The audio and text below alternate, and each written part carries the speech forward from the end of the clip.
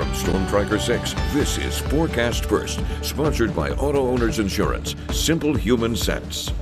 It does not look nice outside this morning, but it will improve, and quickly too. When we look out on our McLaren camera, downtown Lansing's off in the distance. A little hazy. That's a combination of wildfire smoke, fog, and rain. Visibility is down to around 4 miles in Lansing, down to 3 miles in Howell and Ann Arbor, as well as Coldwater, and 2.5 miles in Adrian. That's due to those heavier rain showers, which we'll take a closer look at as 6 News This Morning continues. WLNS is here for you, celebrating 75 years of bringing you the news with 6 News This Morning. The man accused of stabbing nearly a dozen people at the Walmart in Traverse City now being held on a much higher bond. Good morning. Today is Thursday, July 31st. I'm Megan Vaselli. Good morning. I'm Kirk Montgomery. Thank you for joining us. 6 News is here for you now with this morning's top stories. A northern Michigan judge resets the bond of stabbing suspect Bradford Gilley to $1 million, a tenfold jump from his previous bond of $100,000. Now, this change comes after a hearing yesterday when prosecutors raised concerns about Gilley's behavior during Monday's arraignment and his history of mental health issues. Court records show he's been treated for mental illness since 1998. 6 News has learned the day before the attack, a probate judge ordered deputies to detain Gilley, saying he posed a substantial risk to himself and or others. However, they weren't able to find him. Now he's charged with terrorism and 11 counts of attempted murder for the stabbing attack that took place the following day. In addition to the bond increase, the judge also ordered that, if released, Gilley must wear a GPS tether and is not allowed to contact the victims or their families. The Lansing Police Department continues investigating this morning after several businesses in Old Town were damaged and covered with hateful graffiti. It happened around 3 o'clock in the morning yesterday. Surveillance footage from Odd Nod Art Supply, a local art store, shows a man repeatedly hitting a store window with what witnesses say looks like a crowbar. Homophobic slurs, swastikas, and other Nazi symbols can also be seen. All of it has since been cleaned off of the impacted stores. Now, in response, the Old Town Commercial Association issued a statement on the vandalism that says, in part, quote, "We will not tolerate this horrible behavior, nor will it make us change our firm belief that everyone has a home in Old Town unless their actions are rooted in hate and harm." Police say they're investigating this incident as a possible hate crime. If you happen to recognize the person in that video or know anything about this, call the Lansing Police Department. You see the phone number right there on your screen.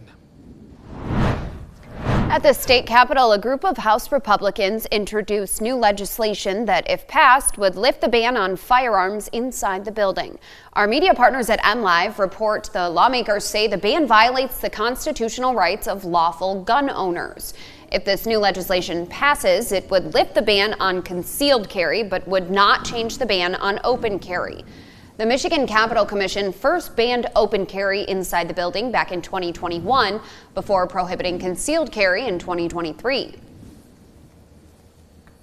Now to our nation's capital, where lawmakers there advanced legislation that would ban members of Congress from buying, selling, or owning individual stocks. In an 8-7 vote, Republican Senator Josh Hawley of Missouri joined Democrats in voting the legislation called the Honest Act out of committee. It was introduced by Hawley and led by U.S. Senator Gary Peters of Michigan. And in a joint statement, the two senators say it would ban members of Congress, the president, vice president, and their spouses from holding, buying, or selling stock. However, President Trump firing back, calling Hawley, quoting now, a second-tier senator who is playing into the hands of Democrats, unquote. It's not clear whether the legislation will receive a floor vote in the Republican-led Senate. The White House announces more trade deals with just 1 day left before a new round of higher tariffs kicks in. The administration also sharpening its focus on the hunger crisis in Gaza. Jared Hill is here for you now, starting with the latest on the economy.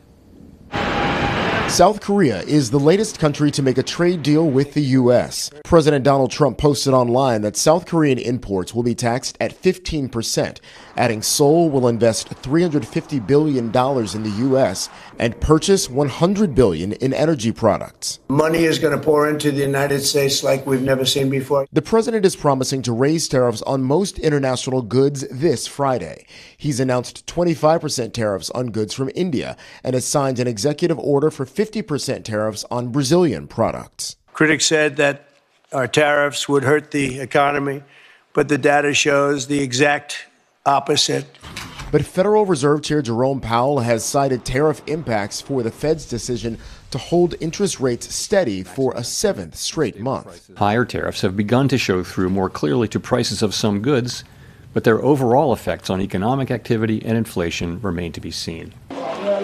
The administration is also turning its focus to the worsening humanitarian crisis in Gaza. Special Envoy Steve Witkoff travels back to Israel to discuss next steps after the U.S. and Israel cut their ceasefire talks with Hamas short last week. Meanwhile, for the first time, two Israeli human rights groups are calling what's happening in Gaza genocide. Israel is committing genocide against the Palestinians in the Gaza Strip. Israel denies the accusations. Jared Hill, CBS News, New York. From Storm Tracker 6, this is Weather on the Sixes, sponsored by Auto Owners Insurance. Simple human sense. We're still seeing some rain out there in mid-Michigan this morning and plenty of puddles on the roadways. The Capitol camera is looking a little gray to start the morning, but it will get better with time. Looking at our 24-hour rainfall totals, many spots picked up around 1/10 of an inch to around 1/2 of an inch of rain. Some spots where you see that purple to red, especially east of Ann Arbor, seeing totals closer to the 2-inch mark. So it was possible to have heavier cells last night. Just looks like it was a very isolated event. Now this morning we're already starting to dry up. Over towards Hastings, Ionia, St. John's, the rain's starting to go away. It's going to last a little longer though for our southern counties, and then as we see the rain move out, we'll have more wildfire smoke move in. That's what's keeping us from having green pause today. Ricky Bobby will see some sunshine but not want to run around a lot in it since we're going to have poor air quality.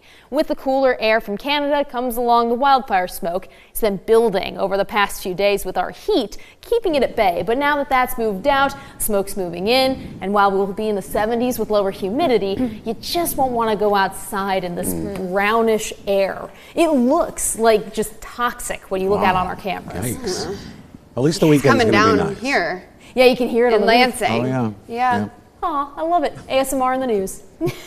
Yeah, it's really coming down. The weekend's going to be nice for Jazz Fest in Old Town. Yes, So it's excited. looking so nice for any kind of weekend activities. No matter where you are in mid-Michigan, should be beautiful. Nice. We'll take it. All right, still ahead. MSU Dairy Store named Grand Champion in a nationwide ice cream competition.